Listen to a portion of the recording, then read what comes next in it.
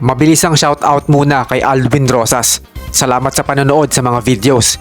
Salamat din sa mga bagong subscribers at lalo na sa mga datihan na sumusuporta sa malit nating channel.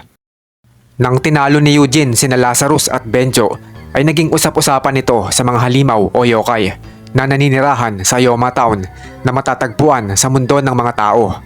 Dito naninirahan ang ibang mga halimaw na namamalagi sa mundo ng mga tao. Ang ilan sa mga nakatira sa nasabing lugar ay mga half yokai. Kaya ibig sabihin nito na nagkakaroon ng ugnayan ng dalawang magkaibang nilalang o lahi. Alam nyo na siguro ang ibig kong sabihin. Dahil sa pagkatalo ni Lazarus sa isang tao, minaliit siya ng mga mas mahihinang halimaw. Pero ang iba naman ay nangangamba na sa kanilang kaligtasan dahil sa presensya ng isang spirit detective na si Eugene. Kaya naman ng ibang halimaw ay naglalayo ng tapusin si Eugene para masabi nila na sila na ang pinakamalakas. Isang araw sa eskwelahan ng Sarayashiki Junior High kung saan nag-aaral sina Eugene, binalita ni Sawamura kina Alfred na merong gumagaya sa katauhan nila. Ikinagulat naman ni Eugene ang binalita ng mga tropa ni Alfred. Ayon kina Kirishima, ang mga impostor ay inaatake ang mga estudyante ng Kasanega Fuchi High. Sa tuwing aatake ang mga impostor, sadya silang nagiiwan ng peking ID na nakapangalan kina Eugene at pati na rin ang pagbanggit sa mga pangalan ni Alfred at Eugene para mapaniwala ang mga inataking estudyante na sina Alfred at Eugene nga ang umatake sa kanila. Dahil sa mga kwento ni Kirishima, naisip ni Alfred na kailangan na nilang hanapin ang mga impostor, pero yun nga lang ay kailangan pa muna nilang magpahinga. Pero minadali na sila ng mga tropa ni Alfred dahil ang mga inatake ng mga impostor ay gumante sa mga inosenteng kamag-aral ni Eugene. Pero hindi pa rin bakas kina Eugene at Alfred na kailangan na nilang umaksyon agad. Kaya sina Sawamura, Okubo at Kirishima na lang muna ang mga naghanda. Pero bago tuluyang makalis ang tatlo, sinabihan sila ni Alfred na maghintay. Dahil dyan, agad ginanahan ng tatlo. Naisip ni Kirishima na baka sasama na sina Alfred at Eugene para maghanda sa napipintong laban. Pero yun pala ay hindi makagalaw sina Alfred at Eugene dahil mahina at masakit pa ang katawan nila gawa nga ng pakikipaglaban nila sa grupo ni Lazarus na Four Saints Beast. Natumba na nga lang sina Kirishima dahil sa pagkadismaya kina Alfred at Eugene. Samantala, 2:00 ng hapon sa isang parke, ang mga goons, mga estudyante ng Kasanega Fuchi, ay nagtipon-tipon para sa plano nila na gumanti kina Eugene at Alfred. Talagang gigil na sila na itumba ang dalawa dahil patalikod silang inatake ng mga impostor at binigyan pa sila ng sulat na nagsasabi na kailangan nilang pumunta sa lugar na tinatawag na Hell Community para doon gawin ang kanilang laban sa ganap na 4:00 ng hapon. Ang akala nila kina Eugene ay lumalaban ng patas pero nagkamali sila dahil inatake nga sila ng patalikod kaya talagang sobrang galit nila sa dalawa. Paniwalang paniwala ang mga estudyante ng Kasanega Fuchi na sina Eugene at Alfred ang umatake sa kanila. Sa hindi kalayuan, nagmamasid ang mga impostor. Nagugustuhan nila ang mga takbo ng mga pangyayari dahil umaayon ito sa kanilang plano. Ang dalawang yokai na impostor ni Alfred at Eugene ay ilan lamang sa mga gustong itumba ang dalawang bida.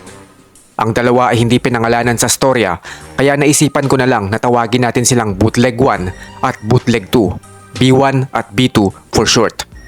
Ang sumunod na hakbang ng dalawa ay pinarating nila kina Eugene kung anong oras at saang lugar mangyayari ang labanan. Ang plano nila ay hintaying mapagod sina Eugene sa pagtalo sa mga taga Kasanega Fuchi High at saka nila atakihin sina Eugene at Alfred. Para sa mga half yokai na katulad ni B1 at B2 ay malaking bagay ang matalo ang katulad ni Eugene.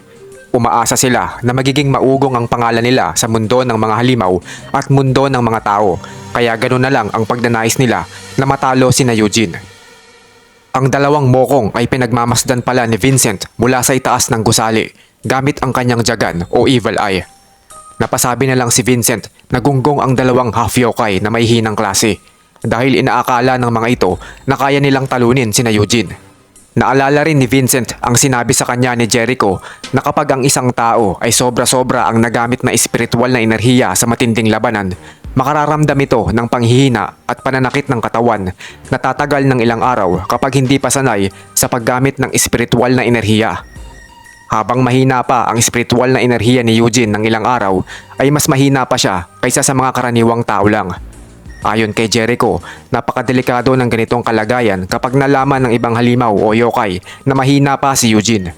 Tila kahit papaano ay inaalala ni Vincent ang mahinang kalagayan ni Eugene, kaya naman natawa na lang si Vincent sa sarili. Bigla naman sumulpot sa likuran ni Vincent si Dennis at may alam din ito sa mga nangyayari. Medyo nairita at nagulat naman si Vincent kay Dennis dahil sa bigla nitong pagdating. Sinabihan niya si Dennis na huwag itago ang aura at huwag basta-basta na lang susulpot sa likuran. Tinanong naman ni Dennis si Vincent kung anong ginagawa niya. Sumagot naman si Vincent na wala siyang importanteng pinagkakaabalahan. Tinanong din ni Vincent kung anong pakay ni Dennis. Sumagot naman si Dennis na inutusan siya ng espiritual na mundo para protektahan si Eugene. Binanggit din ni Dennis na hindi pa tuluyang magaling ang sugat niya sa bandang sikmura na tinamo niya nang nilabanan niya si Genbu. Tila nagparinig din si Dennis na sa bandang sikmura din siya sinaksak ng kung sino at yung tinutukoy nga niya ay si Vincent. Nabana si Vincent sa mga sinabi ni Dennis. Pinagdiinan niya na wala siyang balak magpasailalim sa espiritual na mundo. Sinabi niya na napipilitan lang siyang tumulong kapalit ng kanyang kalayaan. Medyo duda naman si Dennis sa mga sinabi ni Vincent, kaya parang sarkastiko na lang ang pagsang-ayon niya sa mga sinabi ni Vincent. Nabanggit din ni Dennis na natukoy niya na ang mga may pakana ng magaganap na rambulan sa pagitan ni Eugene at sa kalabang eskwelahan na Kasanega Fuchi High. Inis na sinabi ni Vincent na hindi pa rin siya kikilos para kay Eugene. Sa puntong to napasabi na lang si Dennis na pababayaan na lang ni Vincent na matalo si Eugene ng mga maihinang klase. Parang kinokonsensya niya pa si Vincent. Pinaalala naman ni Dennis kay Vincent na minsan na siyang tinalo ni Eugene. Nainis na naman at hindi nakasagot si Vincent sa mga nasabi ni Dennis. Talagang tumatak sa isipan ni Vincent ang pagkatalo niya kay Eugene. Alas 3 ng hapon, nakita ni Eugene at Alfred ang mga bugbog sarado na sina Kirishima, Okubo at Sawamura. Sumigaw si Alfred na dapat na silang isugod sa ospital. May dalawang takot na estudyante naman ang nagsabi ng mensahe kina Eugene. Pinapasabi ng mga kalaban na dapat sumipot si Eugene sa lugar kung saan magaganap ang laban sa ganap na alas 4 ng hapon. Sinabi rin ng mga estudyante kina Eugene na kung hindi sila sisipot ay silang mga inosente naman ang susunod na masasaktan. Dahil sa pagkakabugbog ni Kirishima, umapaw na ang galit ni Eugene kaya naman mas inuna niya muna ang gumanti sa kalabang eskwelahan kaysa hanapin ang dalawang impostor. Walang ideya si Eugene na ang mga impostor nila ang may kagagawan sa pagbugbog kay Kirishima. Kahit masakit ang mga katawan ni Alfred at Eugene ay dali-dali silang pumunta sa lugar kung saan magaganap ang sagupaan. Natuwa naman si Bito dahil madali lang nahulog sa patibong nila sina Alfred at Eugene. Sa tingin naman ni B1 ay malaki ang tsansa na mananalo si Eugene sa labanan kontra sa kalabang eskwelahan at sa oras na mangyari yon ay sila naman ang tatalo kina Eugene. Nag-aambisyon ang mga impostor na kapag natalo na nila sina Eugene ay sila na ang maghahari sa buong syudad. Sa oras ng kanilang pagsugod ay kasama din nila ang iba pang half yokai. Ang tawag sa pangkat nila ay ang Mashusoku. Sa ganap na alas 3:30 ng hapon, nakarating na sina Eugene sa Hell Community Ruins. Ang grupong Mashusoku naman ay nakaantabay na para sa magaganap na labanan. Ang leader ng kalabang eskwelahan ay sinabihan sina Eugene na talagang matatapang ang dalawa dahil sa pagsipot ng mga ito. Masakit pa rin ang katawan ng dalawang bida. Kinamusta ni Alfred si Eugene kung ayos lang ba ito. Sagot naman ni Eugene na ayos lang siya at hindi niya inaasahan na nagagawa pa rin niyang tumayo. Sinabihan ng kalabang eskwelahan sina Eugene na sumusobra na ang mga ito dahil sa patalikod na pagbugbog sa iba nilang kasamahan at pati na rin sa pagpapadala ng sulat ng paghamon sa isang laban. Nagtaka naman si Alfred sa mga binintang ng kabilang panig at sumagot siya na ang mga taga Kasanega Fuchi ang nagsimula ng gulo at pati na rin ang pagbugbog sa tatlo nilang kaibigan na sina Sawamura, Kirishima at Okubo.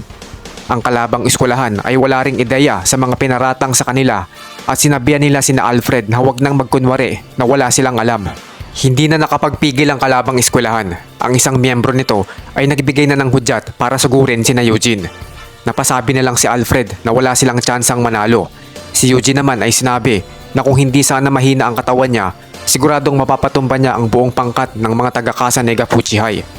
Sina B1 at B2 ay sobrang tuwa na sa kanilang nasasaksiyan dahil magsisimula ng magsagupaan ang dalawang panig na pinag-away nila. Pero bago pa man magpang-abot sina Eugene at ang kalabang eskwelahan, biglang may nagtapon ng rosas sa kanilang harapan at ito nga ay mula kay Dennis. Nasurpresa si Eugene sa pagsulpot ni Dennis. Ang kalabang panig naman ay pansamantalang natigilan at nagtaka kung sino ang lalaki na nasa kanilang harapan. Namagitan si Dennis sa dalawang panig at sinabi niya na hindi sila ang tunay na magkakalaban at sabay itinuro ni Dennis ang dalawang impostor. Hindi naman bakas ang pagkabahala ng dalawang half yokai. Si Biwa naman ay mayabang na sinabi na mananalo pa rin sila sa laban kahit hindi sila mangdaya dahil ang pangkat nilang Mashisoku ay may sapat na lakas para talunin si Eugene.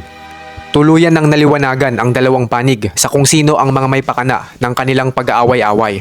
Dahil sa pagbanggit ni Biwan ng pangalan ng kanilang grupo, napatanong sa mga impostor ang ilan sa mga estudyante na kung ang Mashisoku ba ang pangkat na naghahasik ng kaguluhan sa lansangan.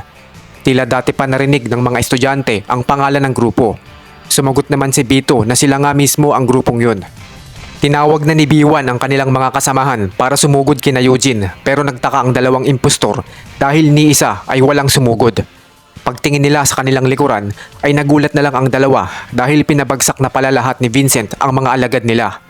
Tinawag pa nga ni Vincent na basura ang mga pinabagsak niya dahil sobrang hihina ng mga ito ni hindi man lang napagod si Vincent. Sinabi rin ni Vincent sa dalawang impostor na ang buong pangkat ng Mashisoku ay hindi uubra sa isang plant human lang. Matatandaan natin na kinalaban ni Eugene ang mga plant human nang pumunta sila sa teritoryo ni Lazarus. Ang kayabangan ng dalawang impostor ay biglang napalitan ng takot. Pinaligiran ng mga galit na estudyante sina B1 at B2. Sinubukan pa nilang sumigaw ng saklolo pero baliwala na yon dahil wala rin namang tutulong sa kanila. Hindi pinalagpas ng mga estudyante ang ginawa sa kanila ng mga impostor. Walang awa nilang kinuyog sina B1 at B2 dahil dyan naiwang nakabulagta ang dalawa. Sinabihan ni Vincent sina Eugene at Alfred na hindi niya hayaan ng mga ito na matalo lang ng mga basurang halimaw. Tumulong si Vincent dahil ayaw niyang matalo lang ng mga mahihinang klase ang tumalo sa kanya na si Eugene. Para kay Vincent, magiging kahihiyan sa kanya yon kung matalo lang si Eugene ng mga pipitsuging halimaw lang. Sobrang bad trip naman itong si Alfred dahil siniraan ng impostor ang kanyang reputasyon. Si Eugene naman ay sinabi kay Vincent na baka kailanganin niya uli ang tulong nito sa inaharap. May inabot naman na videotape si Vincent kay Eugene. Napatanong naman si Eugene kung para saan ang tape. Sagot ni Vincent na baka nasa tape ang tungkol sa susunod niyang misyon at dito na nagtatapos ang chapter. Kung tutuusin, hindi na bago ang pagbabalat kayo ng dalawang impostor bilang tao. Si Benjo o Rando ay nagtago sa katauhan ni Shorin. Si Koki at Dennis ay ganun din naman ang ginawa pero hindi ko sinasabi na may pinagayahang tao si Dennis. Karamihan naman sa inyo ay alam naman na ang istorya kung paano niya nakuha ang katauhan ni Shuichi Minamino. Sa isang episode sa anime, bago sumakay ng barko si Eugene papunta sa Dark Tournament, nabanggit ng isang halimaw na malaya silang maipakita ang kanilang tunay na anyo sa gabing yon bago sila pumunta sa Dark Tournament. Malamang itong mga halimaw na nagdi-disguise bilang tao ang mga kumakain sa mga walang kamalay-malay na tao. Ayon nga kay Jericho, ang mga mahihinang antas na halimaw ay halos tanging pagpatay lang ang alam dahil sa kanilang mahinang intelektual.